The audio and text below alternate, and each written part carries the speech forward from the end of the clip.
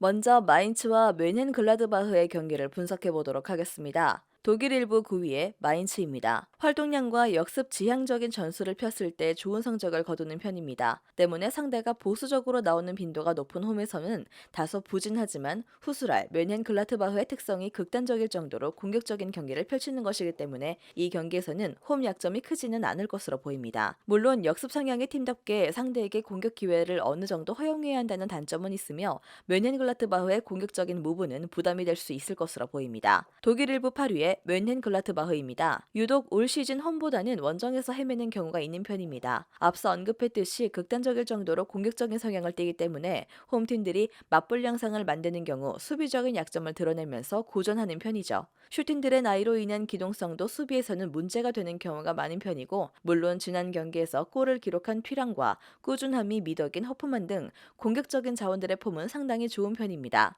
난타전 양상을 염두에 두는 편이 좋겠습니다. 양 팀이 모두 공격적인 성과를 내기 쉬운 환경임에는 분명한 상황인데, 반면 수비적인 난조는 꽤 심한 편이기도 합니다. 오버 예상합니다.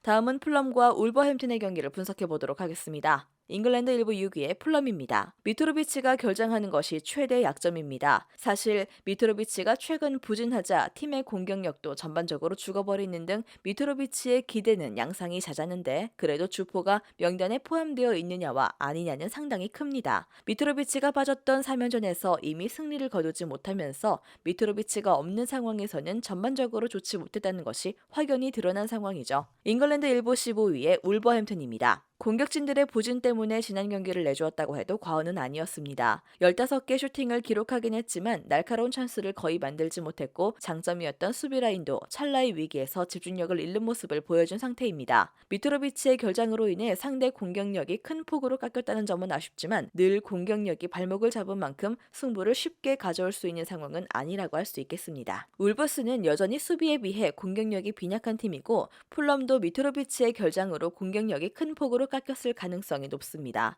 승리팀 예측과 최종 조합픽은 고정 댓글에 나와 있는 정보방에서 제공해드리겠습니다.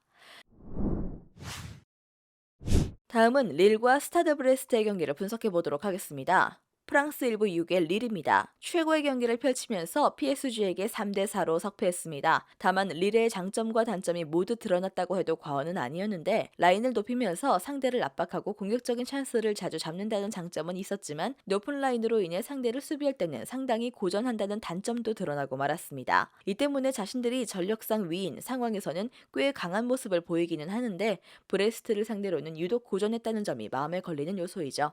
프랑스 일부 16위의 브레스트입니다. 릴을 상대로 상당히 강한 모습을 보여주는 팀입니다. 다득점으로 유명한 릴이지만 브레스트를 상대로는 득점력이 떨어지면서 무승부 내지는 패배를 당하는 경우가 잦았습니다. 4-4-2 두 줄 수비로 릴의 전진을 막아내는 플랜이 상성에서 잘 맞는 모습을 보여준다고 할 수 있을 듯하죠. 이번 경기에서도 그동안 릴을 상대로 보여주었던 플랜을 그대로 가져올 가능성이 높은 상황이고, 무한이가 릴에게 꽤 강한 모습을 보였다는 점도 긍정적인 점입니다. 전력상 위인 쪽은 릴이긴 하지만 높은 라인으로 인한 역습 허용은 상당히 부담이고, 4-4-2 전형을 바탕으로 거친 수비를 하는 브레스트를 상대로는 약했다는 점이 마음에 걸리는 상황입니다. 무승부 예상합니다.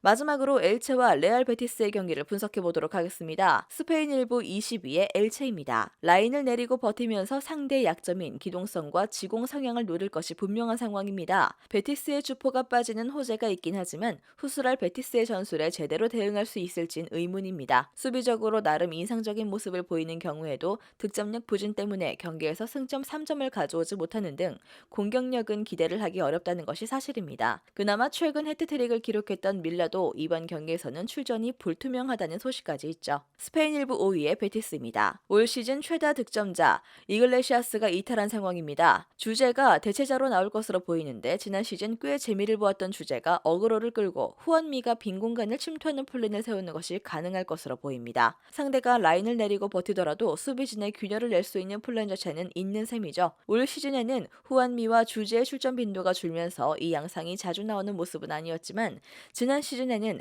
해당 방식이 1옵션이었던 만큼 전술이 아주 낯선 상황은 아닙니다. 경기 양상과 추천 배팅은 베티스 승리 점치입니다. 주포의 결장에도 불구하고 상대의 낮은 라인을 공략할 수 있는 방법은 있는 편입니다.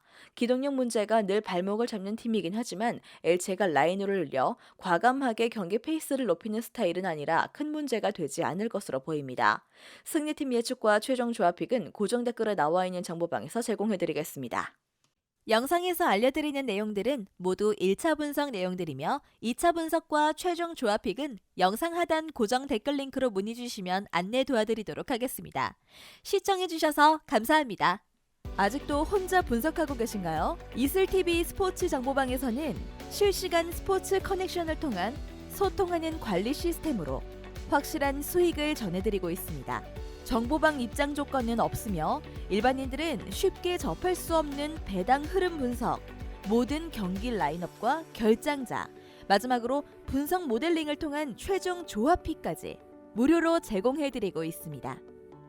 물론 마음에 안 들면 둘러보시고 나가셔도 됩니다. 혼자 하면 단기간으로 수익을 볼 수도 있겠지만 함께 하면 장기간으로 꾸준한 수익이 가능합니다. 정보방 무료 참여하시고 꾸준한 수익을 원하시는 분들은 영상 고정 댓글 링크로 문의 주시면 안내 도와드리겠습니다. 늦지 않았습니다. 함께 합시다.